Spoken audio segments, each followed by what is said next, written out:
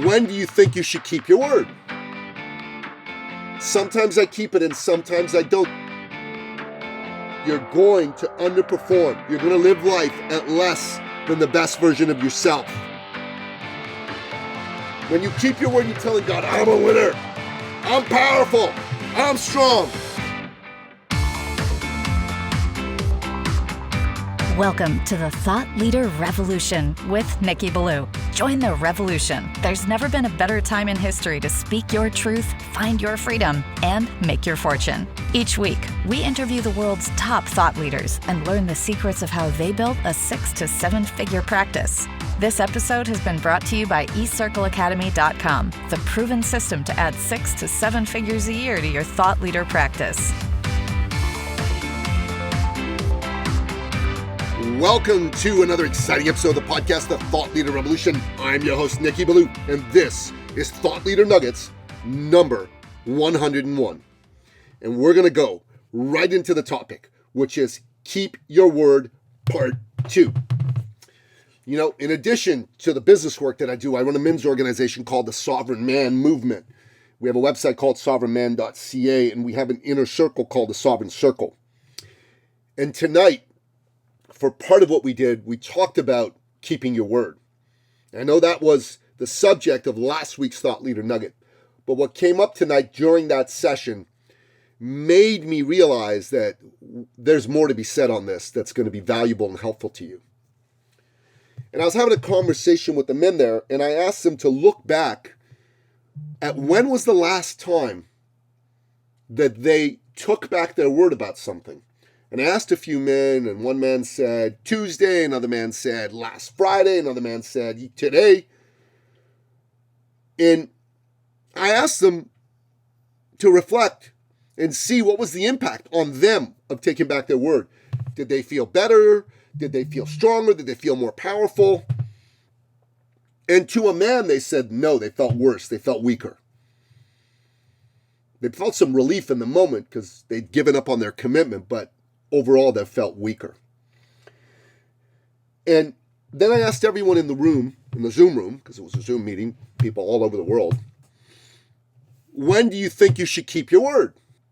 And the immediate answer was always. Well, of course, always. But that wasn't the answer I was looking for.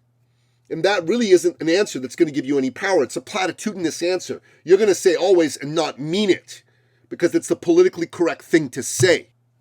Another person said, always, but whenever you say, which is another way of saying always. And I said, no. That, again, is a platitudinous, politically correct thing to say.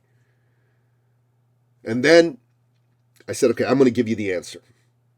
The time to keep your word is when something comes up that in your mind gives you a good excuse, a good reason not to. For example, an opportunity to make more money. For example, an opportunity to go on a date with an attractive person of the opposite sex when you're single. For example, something that's more fun, quote unquote. When you really don't feel like keeping your word.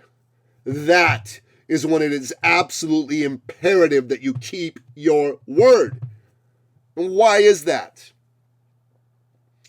Because if you don't, you're taking an axe to the tree of your power, of your integrity. If you are taking an axe and a blowtorch to the edifice of your dreams, you're telling God Almighty, hey God, don't take me seriously when I tell you I want X. And X could be a multi-gazillion dollar business. X could be the love of your life. X could be a six-pack. X could be $100,000 in extra income in the next 90 days. It doesn't really matter. Because whatever X is, you're telling God, my word doesn't mean much. Because sometimes I keep it and sometimes I don't. So you, God, don't need to keep my word for me, my request, my desire. You don't need to pay much attention to it. I don't really want it. I don't really mean it. That is your message to God.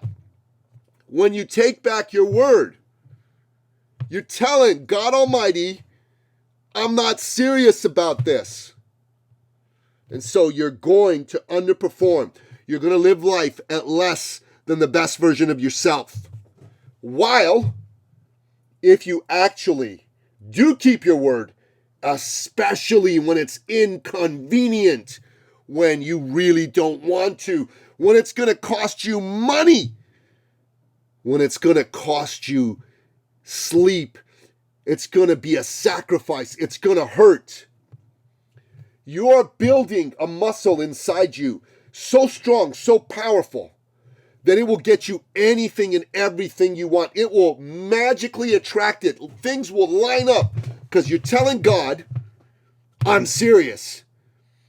And when you're telling God you're serious, God will line up that which you want to create and accomplish for yourself so that it comes to you easily and quickly. Maybe easily is not the right word, but it comes to you. It comes to you. And when you don't, I don't feel like it, I'm going to sleep, I can't do it, I won't. You're telling God, I'm not serious, don't give it to me. I'm a loser, I deserve to lose. When you keep your word, you're telling God, I'm a winner. I'm powerful. I'm strong. That's what you're saying. So when you got to keep your word, always to be sure, but especially when you have all the reasons in the word not to, when good excuses are available to you to back out, don't back out. Lean into it. Keep your word. Be strong. Do this tomorrow and see what shows up for you. If you got value from this, give us a like, give us a rating, give us a review. Share this with someone who needs to hear it. Everyone needs to hear this because we're living in a soft time where nobody keeps their damn word. They're breaking it left, right, and center. That's all you need to do. Keep your word. That wraps up another exciting episode of the podcast, The Thought Leader Revolution. To find out more about the contents of this episode, continue listening to The Thought Leader Revolution. Check out the Sovereign Man podcast as well. And until next time, goodbye. This episode has been brought to you by eCircleAcademy.com, the proven system to add 6 to 7 figures a year to your thought leader practice.